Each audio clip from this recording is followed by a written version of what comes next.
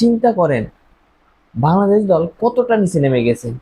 সত্যি ভাবা যায় না, ইউএইর মতো দলের সাথে সিরিজ হারে, এটা কোনো কথা?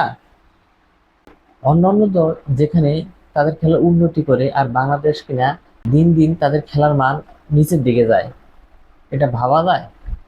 ভদ্রতার জন্য গালি দিতে পারতেছি না, ওরা যেহেতু মরুভূমির দেশে আছে তাই প্রত্যেকটার একটা করে ঠান্ডা খাওয়ানো হোক এবং ওই স্থানে তেল মাখানো হোক যাতে শ- শক্তিটা ফিরে পায়।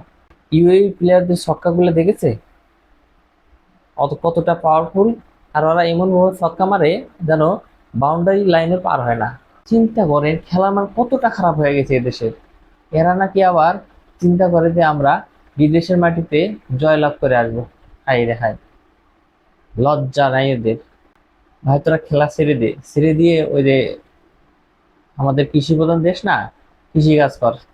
কৃষি কাজ করলে দেশের অর্থনৈতিক উন্নতি হবে, হুদায় এই যে দেশের টাকা নষ্ট করার তো দরকার নেই। এই ইউএই একটা নবাগত দল, এদের সাথে কিভাবে আর টি-20 সিরিজটা হারতে পারে? প্রত্যেকটা ম্যাচ দেখেন, এই যে 3টে ম্যাচ হলো, প্রত্যেকটা ম্যাচে ক্যাচ মিস তো আছেই, ফিল্ডিং এর মিস, বাজে বোলিং, মানে কি যাতা একটা অবস্থা।